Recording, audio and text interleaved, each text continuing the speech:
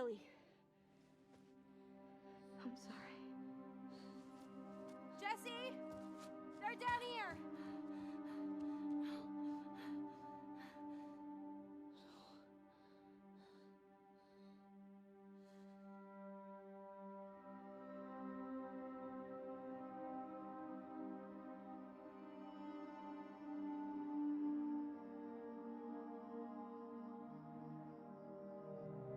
I was about to say, what's with the weird flashes on the left side?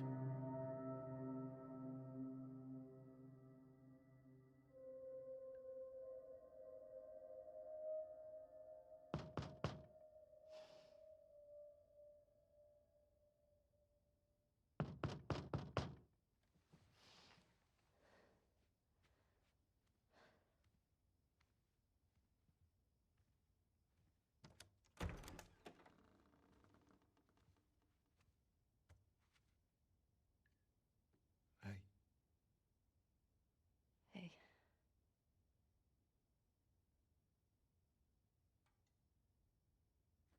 Could I sit down, please? Yeah.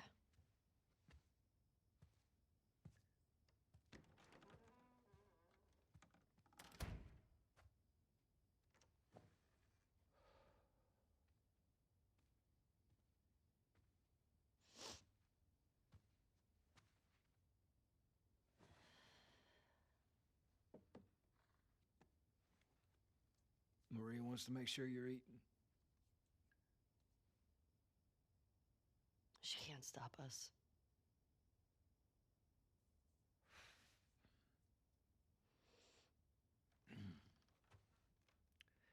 To have the guys that we would need to do this smart, we'd be leaving Jackson vulnerable.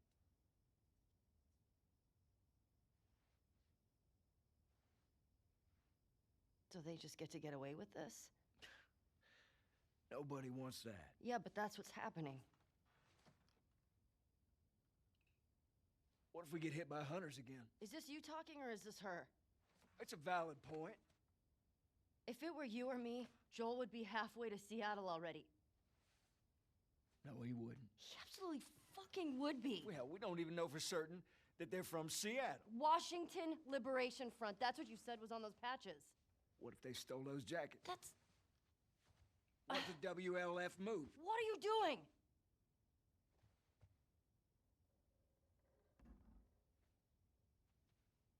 You know what? I'm leaving tomorrow. And if you want to come with me, great.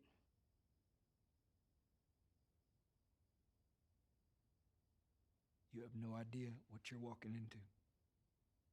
You don't know how large that group is, how armed. I don't care. You can't talk me out of this.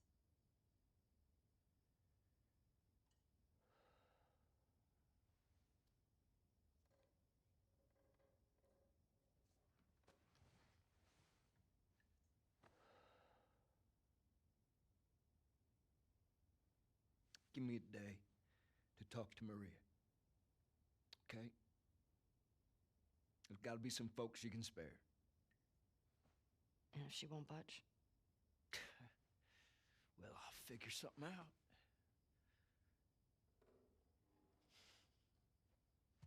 One day. Please.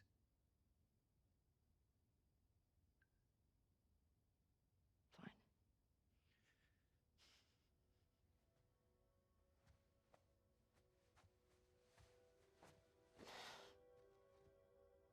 Okay. Okay.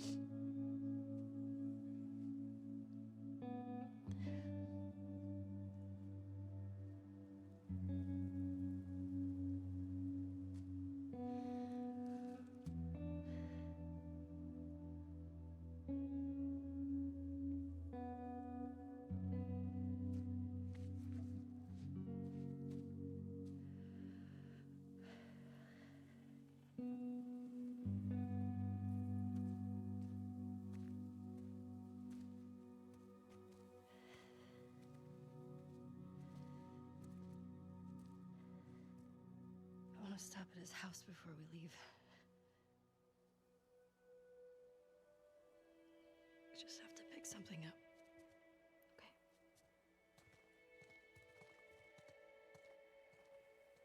So if season 2 of the HBO show goes until about like that mark, I wonder what people are going to be thinking by then. I'm also going to turn it back up a little bit. I turned it down because like during the bit with all the Zambos coming in, it looked like it was about the same as my speaking volume, to the point that it would probably make it like very difficult to hear me. So I turned it down a smidge. But like as the characters are all talking like softly and stuff, I've needed to turn up my own volume to be able to hear them. So I'm bring up the game a little bit in general, and like we'll see if that ends up being a good mark, and if it just ends up being like a really, really loud time in game, then maybe that's fine. Fucking Tommy. I can just comment on how loud it is, and you might barely be able to hear me if there's another Zambo bit like that. Okay. I don't know. This makes getting to Seattle a lot harder. Then it's gonna be harder. You can still change your mind, you know? I know. Just don't want you to feel like you have to. Ellie. You go. I go. End of story. Yeah, this was definitely the part of the game that I started to wonder about the pacing. Considering you spent You need to get your backpack. almost all of the first game playing as Joel, We want to slip out that way. and then his death is used as the inciting event for this story. That is the reason for the characters to go out on a new journey rather than just living happily merrily in Jackson until the end of time. So I guess it makes sense time-wise in terms of like, hey, we need our inciting event to like start the journey, start the story that we're telling this time. But it still is very jarring, especially as a player, where it's like you just played like an entire game as him, and then he's killed off in the intro. It's used as the inciting event rather than a narrative tool later in the story. Like, again, I get that they kind of had to, if that's going to be the inciting event for this story that they wanted to tell. But as a player, it's like, okay, well, we have some unexplored dynamics here between Joel and Ellie with the fact that he's keeping secrets from her, with the whole thing with the fireflies. How is that going to unfold when she finds the truth? Is there going to be like some tension in their relationship? Are they going to be able to rekindle that? Like, what ends up going on? There's a lot of unexplored territory. But then you start playing part 2, and all of that is skipped, and you go right to his death. And like, we do see a little bit of that unfolding, like with flashbacks later in the game, but it feels like that would have been better to explore first and better understand the context at this point. Because at this point, casually playing through, you don't know whether she knows what he did, if that was still a secret. Like, was the secret out? Did she find out at some point and that like hurt their bond? In which case, like, it seemed like they were pretty happy buddy together, and like, did they rekindle it at some point off camera? Like, there's a lot of shit that happened off camera when you know that there was that key thing that would have the potential of striking a significant wedge in their relationship, being him killing all the fireflies and lying to her and swearing that he wasn't lying to her and that that was the truth and all that. So that was kind of like the big bombshell at the end of the last game, where it's like, ooh, how is this going to be explored? And then this game just doesn't here. It does a little bit later, technically. Is that spoilers to kind of say? But it doesn't for like ever. So it really makes you question, like, what is the nature of their relationship? Because like, we know from the end of the first game, like, either they're, you know, super close family at this point, or, considering there's like the 4-year time skip, if this information came out at that point, that would drive a serious wedge in their relationship. But rather than actually exploring that, that is skipped right to the thing that needs to be the inciting event to tell the story that it actually wants to tell. So it feels almost as if this is like The Last of Us 3 is like the impression that I get, and we just like skipped 2 along the way. Where, again, I don't know how you would better handle like a 2 in that case if this is 3, where if they're just like hanging out in Jackson and life is good and there isn't like any reason to go out on like another dangerous adventure or anything like that. unless there's like, you know, dangerous adventure of like chasing Ellie back to what was it, like Salt Lake City, I believe, where the Firefly headquarters was, that she went to like uncover the truth or something like that. Like maybe that's something that you could do, and then you have a second game playing as Joel. But that sounds like there probably wouldn't really be a whole lot of interesting stuff happening in the middle ground. But point is, it feels like there's a lot of stuff that you would think would have been explored in the relationship, but just wasn't. We've skipped that. It was a 4-year time skip, and now we're left questioning what was the true nature of their relationship. Where were they at this point?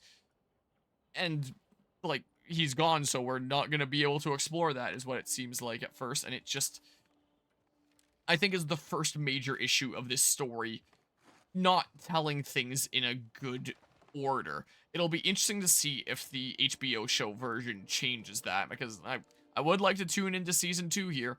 It's extremely rare that things are being filmed here in Canada, especially in Alberta, where season 1 was filmed. And won't be as many familiar things to me in season 2 if it's BC, our neighboring province. So I remember when that announcement came out, people from BC were hyped. They were like, whoa, this really big show is coming to us now. And people from Alberta were like, no, oh, that sucks. There might have still been parts from Alberta, I don't know. But they needed like coastal area, and BC worked better for that. Was the case. And it actually did really well for like Canadian businesses, Last of Us Season 1 here. Oh, look at that. Like, there was a lot of interest in a lot of the locations where it was filmed shortly after it was done. So there was a lot of these like rural towns that started getting like a big influx of tourism after season 1 came out.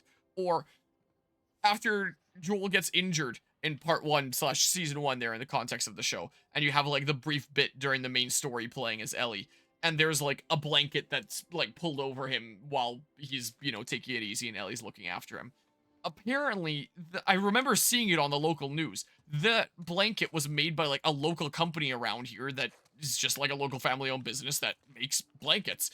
And so after that aired, they started getting like a massive increase in sales because everyone wanted the Last of Us blanket that was like on Joel. The Last of Us Season 1 actually had like some pretty interesting impacts here on like my home province of Alberta. I saw the shine there. I thought that meant that I could like pick it up. And season 1 was very, very successful. But I feel like if they take the order of things in the same direction as like the original game, that people are gonna be a little bit upsetty spaghetti with season 2, and it'll be interesting to see people's reactions. So I hope that they take things in a bit of a different order. Because I do think that there are a decent few issues with the story, but the order is definitely the most, like, troublesome bit. I've seen some people criticize that whole last sequence where it's like Joel and Tommy have, like, historically been, like, extremely careful and, like, resorted to extreme measures to be able to survive and, you know, not trusting anybody. Whereas there, they were very, very open with their names, even though knowing that, like, well, I guess knowing that a whole nother faction would be after Joel after, like, he slaughtered the Fireflies. It really is a matter of how many survivors he left. I guess there was, like, the 2 nurses in the operating room that, like, could have spread the word and been like, hey, everyone else was killed. Nurses / doctors, whatever position they held there. I'm making assumptions here. All the promises at sundown, I meant them like the rest. So there would have been some survivors to tell the tale and be able to know what's going on, so they should have known that whatever remnants are left of the Fireflies would be after them.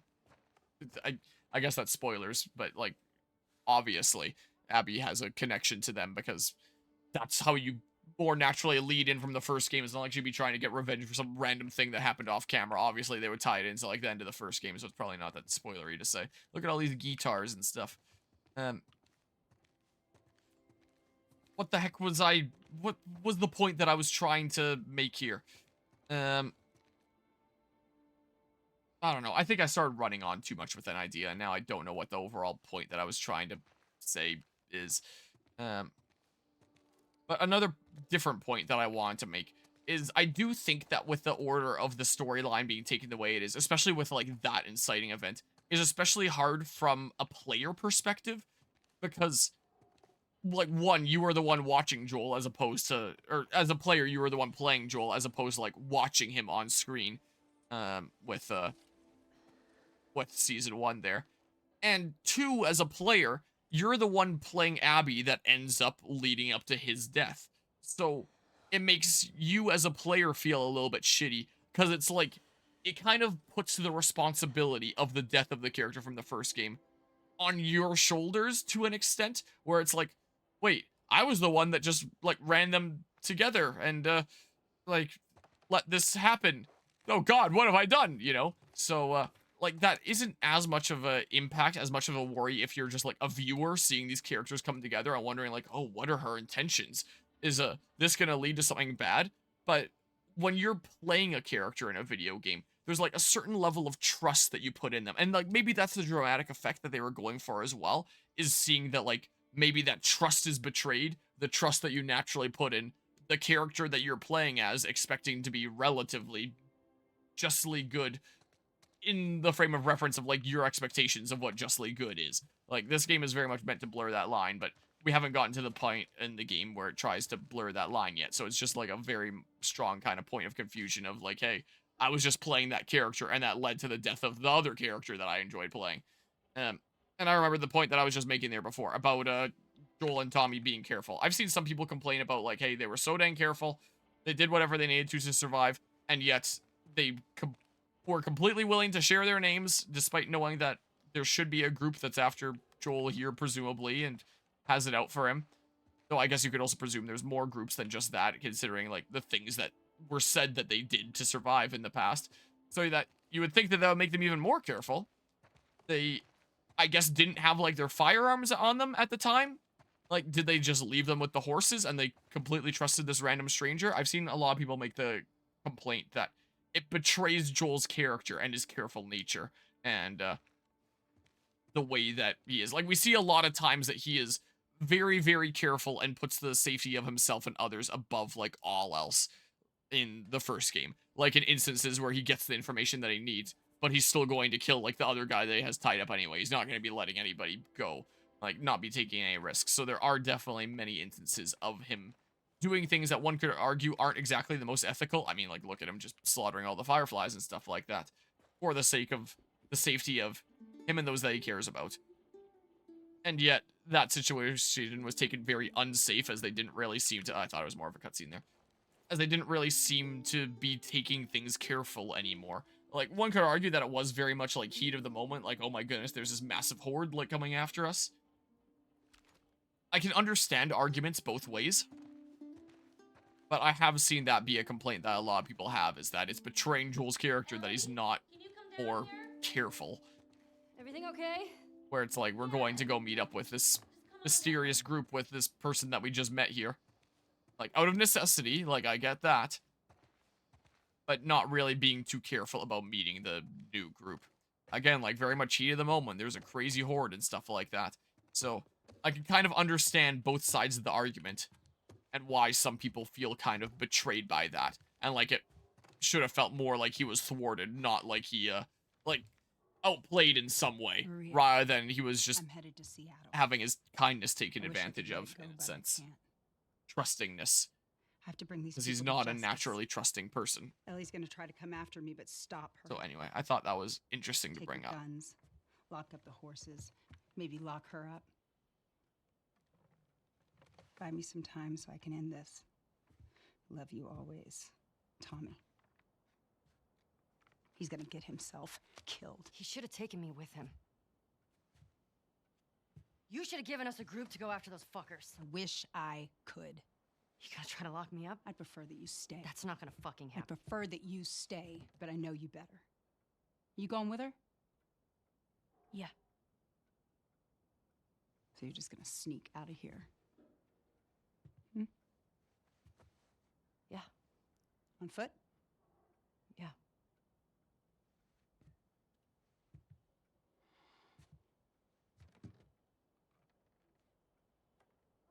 I told the stable to let you out with your horse. Grab some ammo, too.